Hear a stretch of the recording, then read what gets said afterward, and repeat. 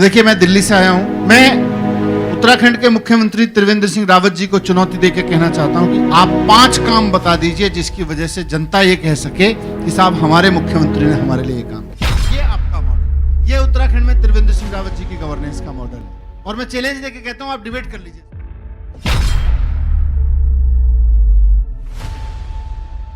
नमस्कार, आप देख रहे हैं न्यूज भारतवर्ष। उत्तराखंड को बने आज 20 साल हो गए हैं। यहाँ का नाम तो बदला गया, लेकिन हालात और विकास में ज्यादा बदलाव देखने को नहीं मिले। इसका एक कारण ये भी माना जाता है कि यहाँ की जनता ने केवल 2 राजनीतिक पार्टी बीजेपी और कांग्रेस पर ही भरोसा जताया है। उत्तराखंड का इतिहास देखा जाए तो यहाँ की जनता ने बारी बारी से दोनों पार्टियों को राज्य की कमान सौंपी है, पर हाथ कुछ नहीं लगा। लेकिन इस बार उत्तराखंड की जनता के पास बीजेपी और कांग्रेस के अलावा आम आदमी पार्टी भी एक नए विकल्प के रूप में होगी। जी हाँ, उत्तराखंड की राजनीति में आम आदमी पार्टी की एंट्री हो गई है। उत्तराखंड में वर्ष 2022 में होने वाले विधानसभा चुनावों के लिए आम आदमी पार्टी ने बिसात बिछानी शुरू भी कर दी है, जो कि बीजेपी और कांग्रेस के लिए काफी मुश्किलें बढ़ाने वाली है।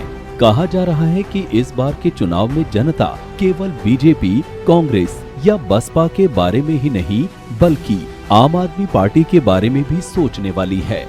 दिल्ली में अपने कामों से जनता का दिल जीतकर और दिल्ली में जीत की हैट्रिक लगाने के बाद अब आम आदमी पार्टी ने उत्तराखंड की जनता की नब्ज पकड़ने के प्रयास शुरू कर दिए हैं, जिसका सबसे बड़ा उदाहरण दिल्ली के उप मुख्यमंत्री व वरिष्ठ आप नेता मनीष सिसोदिया का उत्तराखंड दौरा था, जिसमें वे जनता से जमीनी तौर पर रूबरू हुए। मनीष सिसोदिया के उस दौरे में बड़ी संख्या में लोग उनके काफिले में जुड़ते गए, जिससे उत्तराखंड की बड़ी बड़ी राजनीतिक पार्टियों में हलचल मच गई। मनीष सिसोदिया ने कुमाऊं के दौरे के बाद हाल ही में हरिद्वार और देहरादून में भी बैठकें की और त्रिवेंद्र सरकार और कांग्रेस पर जमकर निशाना साधा। उन्होंने जिस तरह पार्टी कार्यकर्ताओं के साथ ही समाज के बुद्धिजीवी वर्ग से मुलाकात की, उससे माना जा रहा है कि पार्टी इनके जरिए अपनी रीति नीति स्पष्ट कर आम जन तक अपनी पहुंच बनाने की तैयारी में है। मनीष सिसोदिया ने देहरादून आकर 2022 विधानसभा चुनाव को लेकर अपने इरादे साफ कर दिए हैं और कहा जा रहा है कि इसके साथ ही सिसोदिया ने विधानसभा चुनाव 2022 का शंखनाद कर दिया है। मनीष सिसोदिया के उत्तराखंड दौरे पर आने से ही कांग्रेस और भाजपा के महकमे में काफी हलचल मच गई थी कि ऊपर से सिसोदिया के उत्तराखंड सरकार को दिए 5 काम गिनाने वाले चैलेंज ने सियासी पारा और चढ़ा दिया है। 5 साल पहले उत्तराखंड के लोगों ने जिन नेताओं को चुना, मैं उनसे पूछना चाहता हूं आपने उत्तराखंड के लिए क्या किया।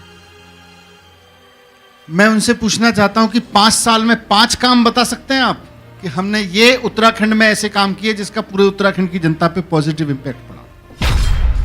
दरअसल दिल्ली के उप मुख्यमंत्री मनीष सिसोदिया ने उत्तराखंड की त्रिवेंद्र सरकार को चैलेंज दिया है कि वे अपने 4 साल के कार्यकाल में केवल 4 काम गिनवा दें, जो कि जनता के हक में थे।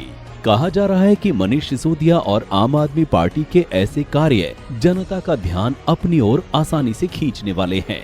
आप पार्टी ने त्रिवेंद्र सरकार को रोजगार, शिक्षा और पहाड़ों में स्वास्थ्य सुविधाओं को लेकर घेरना शुरू कर दिया है, जिससे लगातार रोजगार, स्वास्थ्य सुविधाओं की मांग करने वाली उत्तराखंड की जनता पर बड़ा प्रभाव पड़ने की संभावनाएं हैं।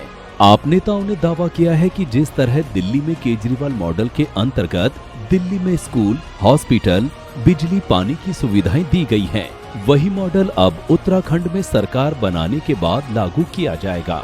माना जा रहा है कि उत्तराखंड में आपकी इस धमाकेदार एंट्री से सबसे ज्यादा त्रिवेंद्र सरकार की मुश्किलें बढ़ने वाली हैं।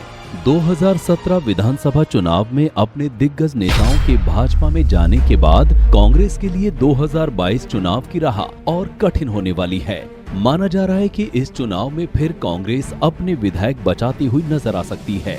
खबरें हैं कि इस बार बड़ी बड़ी राजनीतिक पार्टी के दिग्गज नेता आम आदमी पार्टी में शामिल होने की फिराक में है, जिससे बीजेपी और कांग्रेस की मुश्किलें बढ़ सकती हैं। इस राजनीतिक गर्मागर्मी के बीच इतना तो तय है कि उत्तराखंड की राजनीति में आम आदमी पार्टी की एंट्री से विधानसभा चुनाव 2022 में कुछ तो ट्विस्ट आने वाला है। Bureau report, news Bharatvarsh.